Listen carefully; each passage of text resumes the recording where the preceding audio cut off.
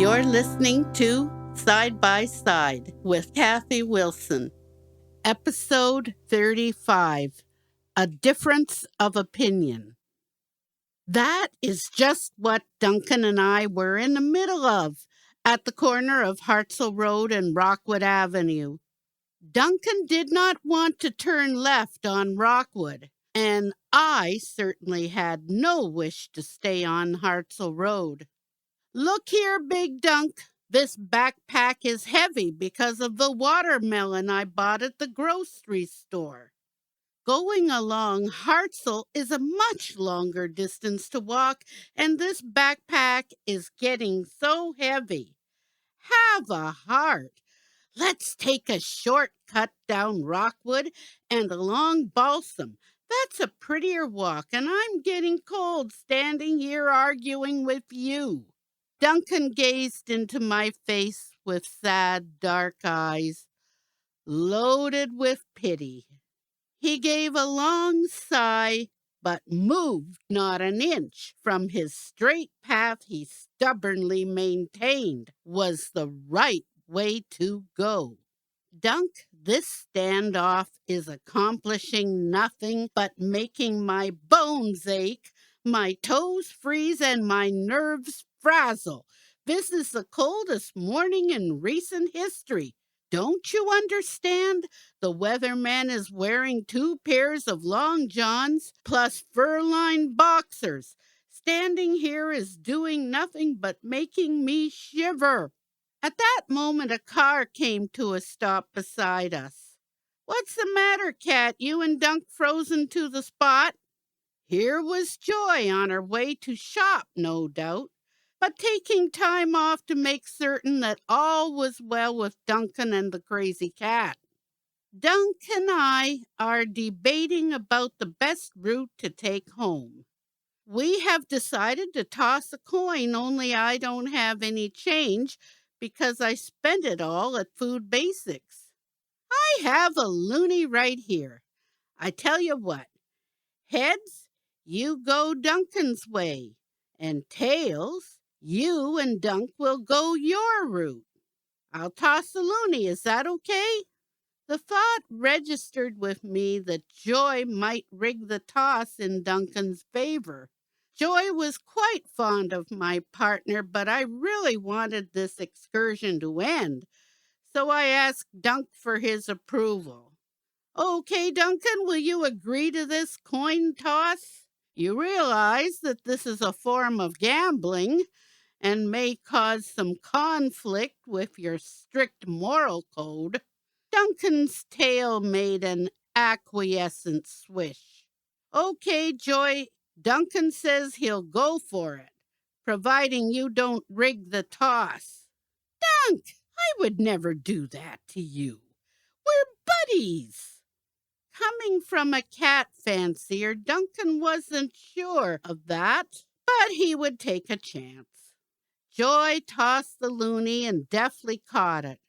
Oh, I am sorry, Dunk, but the loon is up. Looks like you're going Cat's way home. She started her car and made her way to parts unknown, while Duncan turned left down Rockwood at last. He was being a gracious loser. Duncan turned right onto Balsam, sighing once more. Perhaps he wasn't quite as gracious as I thought.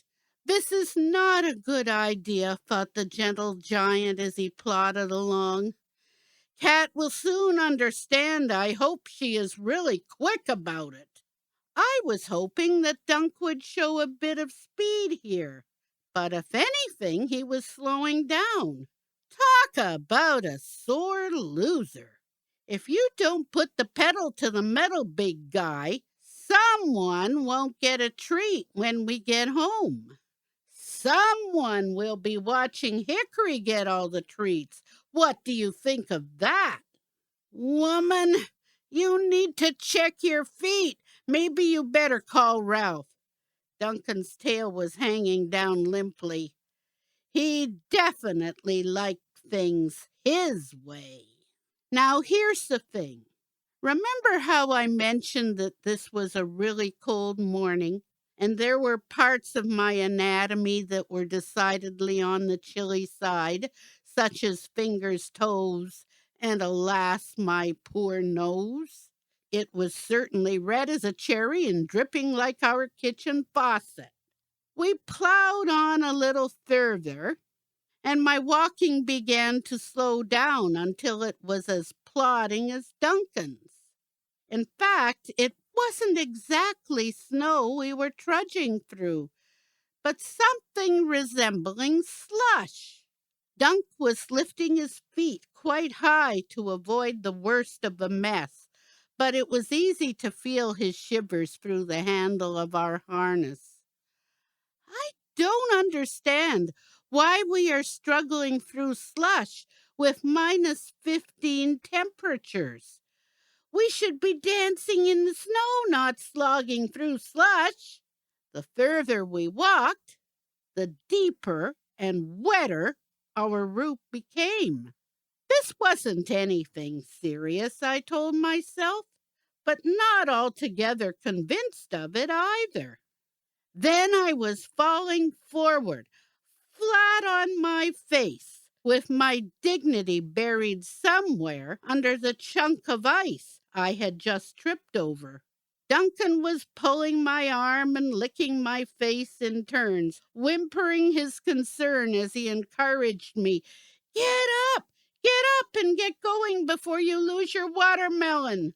By gum, but Dunk was right again. Somehow, during my tumble, the watermelon had gone into free fall and was sliding with careless abandon towards the street. Oh, kumquats and cucumbers, Duncan! Stop the blasted thing before it gets away. He didn't stop to ask questions concerning method or what to do once he had it. My gentle giant just moved with surprising speed, considering the situation, and plopped his butt down on it. This was a very big watermelon that I got at a real bargain price, but as far as a comfy seat went, that particular chair would have benefited from a cushion or two. He valiantly maintained his balance while pinning the fugitive melon in an inescapable grip. Not bad at all for a guy with no fingers.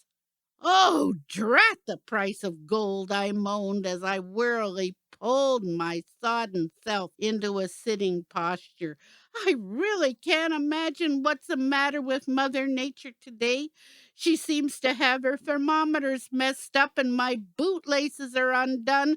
Will there ever be an end to my torments? Duncan was tiring of his precarious chair. He feared it would tip him over any minute and resume its race to the street. Perhaps this is why he rose slowly, assisted the green melon to roll itself back towards me and the backpack. Between Dunk's rolling and my own hefting, the would-be escapee was soon back in place and my pack securely resting on my back. Duncan, I am beginning to see that your idea was a better one. We should have stayed on Hartzell Road. I wasn't at all surprised when a truck pulled up beside me and the driver's side window was rolled down. Someone else here to gloat at my problems. Lady, unless you know how to walk on water, you better turn around. There's a broken water main about 2 blocks from here that the city has been trying to fix for most of the morning. It's going to take a bit longer. You better take your walk somewhere else. I thanked the gentleman for his information and wondered aloud after he left why it was that people assumed that we were just out for a walk. On such a blasted cold morning, wasn't there something better to do than take a walk? No one considered the idea that we could be getting groceries and fetching home a watermelon. Now, why is that? Duncan, it's all up to you. Let's go home. You choose, and choose he did. He retraced our steps about 2 blocks and then took a side street that found us at an open field. 5 minutes later, we were walking through our front door. Well done, big guy. I should have asked you a lot sooner. Ralph was glad to see us home, and Hickory was sniffing Duncan's coat. You both look pretty wet. Duncan's new winter coat is soaked, and so are you. What were you doing, having a snowball fight? I told Ralph all about our disagreement and how Duncan had lost the coin toss and about the broken water main and how the watermelon nearly got away. Ralph took in my dog's appearance. For once, no one would have called dear Dunk handsome. Dunk, you are a guy. Of course you were right. But you need to be more assertive, or being right won't matter in the least. You've got to stick to your guns.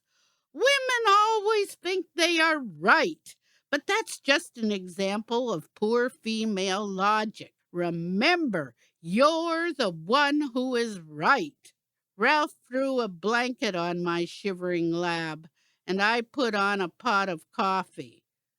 Are you making enough coffee for two?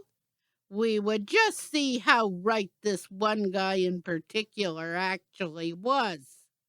I don't think Dunk is all that fond of the Java. My little devil was at it again. I felt myself grinning and I just couldn't stop. I didn't mean that Dunk wanted coffee. I was thinking that it's just about coffee break time and I would enjoy a coffee. Are you making enough for two? That all depends. I'm feeling pretty cold after tripping over that chunk of ice. And wouldn't it be extra warming if there was a generous portion of rum in my cup?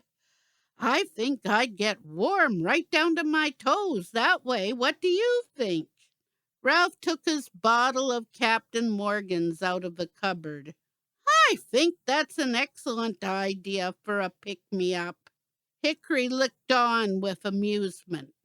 It never fails. Crazy Cat always gets the last word in. Maybe she isn't quite as crazy as we thought. She is woman, after all. Yeah, and a very stubborn one, too.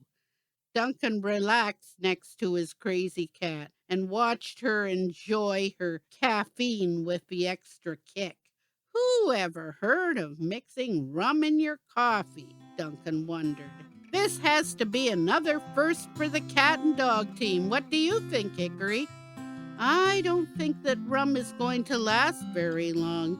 She closed her eyes. It was time for a nap.